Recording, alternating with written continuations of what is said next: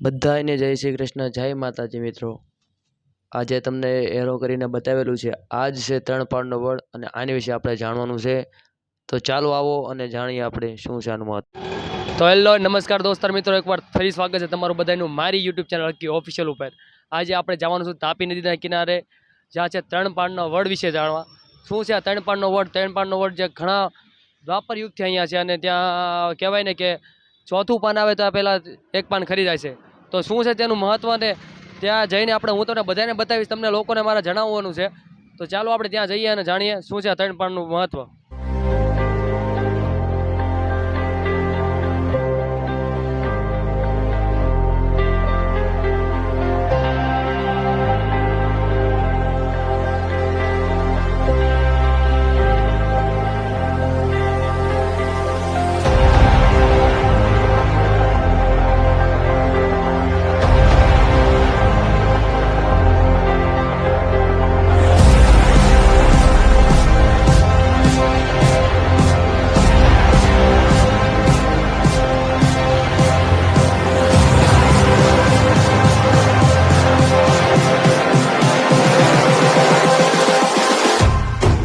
Close your eyes.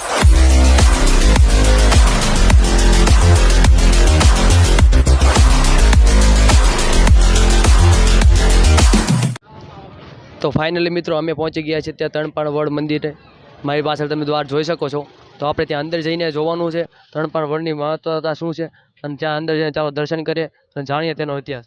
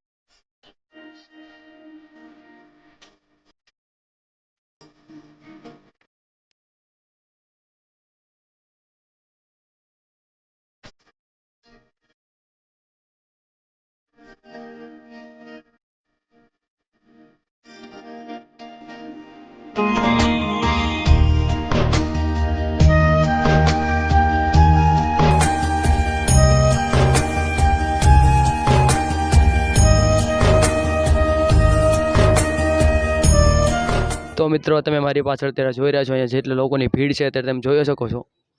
તે 3 પાળના વડના દર્શન વિશે મેં તમને જે આગળ તમે વિડીયોમાં જોયો મેં તમને બતાવ્યું। તો હવે હું તમને એનો ઇતિહાસ જણાવવા માગું છું કે શું છે તેનો ઇતિહાસ ને શું છે આ 3 પાળનું વડનું મહત્વ। જે મારી પાછળ તમને બતાવી રહ્યું છે ને એ જ છે 3 પાળ વડ। તો ચાલો જાણીએ। તો મિત્રો આપણે અત્યારે જોઈ રહ્યા છો તમે આ મંદિર, ત્યાં બધી જગ્યાઓ તમે જોઈ શકો છો, બદ્રીનાથ ધામ, આ ઘણા બધા અહીંયા જે મંદિર છે હું તમને જે બતાવું, કાલી માતા મંદિર। તો આ બધા 5000 વર્ષ પહેલાં, કેમ કે દ્વાપર યુગમાં જ્યારે મહાભારતનું યુદ્ધ થયું હતું ને, જ્યારે કર્ણનો વધ થયો ત્યારે તેની અંતિમ વિધિ અહીંયા કરવામાં આવી હતી, જેનું નામ પડ્યું અશ્વિની કુમાર। અને 3 પાળનો વડ છે જે ભગવાનની ઈચ્છાથી, જે મેં તમને કીધું એ પ્રમાણે અહીંયા જે ઉગ્યું છે।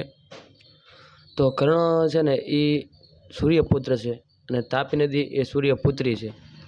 તો અધર્મની લડાઈમાં સૂર્યપુત્ર કર્ણ કૌરવ સાથે હતા। કુરુક્ષેત્રના મેદાનમાં જ્યારે કર્ણ અને અર્જુન તીરથી ઘાયલ થયા હતા ત્યારે તે ભગવાન શ્રી કૃષ્ણને એમની અંતિમ ઈચ્છા વ્યક્ત કરી હતી। તે કીધું હતું કે હું કુંવારી માતાનો દીકરો હોવાથી મારી અંતિમ વિધિ કોઈ કુંવારી જગ્યામાં કરવામાં આવે। ત્યારે આખી દુનિયામાં શ્રી કૃષ્ણ અને પાંડવો ફર્યા અને માત્ર સુરતમાં જ તાપી નદીને કિનારે, એટલે આ જ તો અહીંયા પછી આખી દુનિયામાં ફર્યા બાદ અહીંયા તેમને કુંવારી ભૂમિ મળી, આજે અશ્વિની કુમાર છે ત્યાં।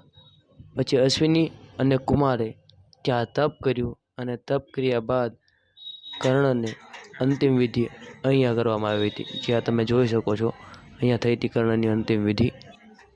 એવું કહ્યું ભગવાને કે આપણને ખબર છે કે અહીંયા કર્ણની વિધિ થઈ છે, પરંતુ કે આવનારા યુગને આ વાતની ખબર કેવી રીતે પડશે એમ. ત્યારે શ્રી કૃષ્ણે કહ્યું કે અહીં 3 પાનનો વડ થાય છે, જેના 3 પાન બ્રહ્મા, વિષ્ણુ અને મહેશ એ 3 આનું પ્રતીક છે. એ તાપી પુરાણમાં પણ આ વાતનો ઉલ્લેખ છે એમ. એટલે આ જે 3 પાનનો વડ મિત્રો તે તમે જોયો તે એટલા માટે અહીંયા છે, જ્યાં 3 પાન થાય છે, 4થું પાન આવે એટલે 1 પાન ખરી જાય છે. તો એ બ્રહ્મા, વિષ્ણુ અને મહેશનું પ્રતીક છે, અને જેના લીધે આ અત્યારના યુગને બધાને આ વાતની ખબર છે.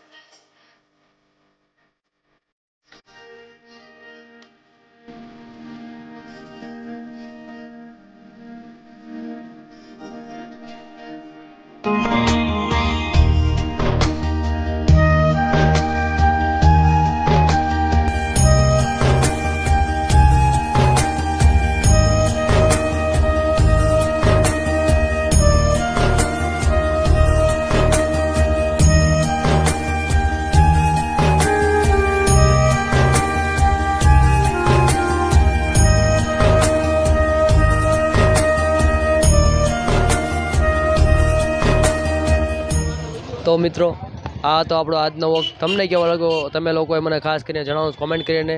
તો તમને સારો લાગ્યો તો પ્લીઝ વિડીયોને લાઇક કરજો, શેર કરજો અને લોકો સુધી પહોંચાડતા દેજો. હું નવા વિડીયો ઘણા બધા મોકલતો રહીશ. અને જો મારી યુટ્યુબ ચેનલમાં તમે નવો હોય તો પ્લીઝ વિડીયો લોકો સુધી પહોંચાડજો અને સબસ્ક્રાઈબ કરવાનું ભૂલતા નહીં. મળીએ આપણે આપણા નેક્સ્ટ વ્લોગમાં. ત્યાંથી સૌ જય શ્રી કૃષ્ણ, જય માતાજી.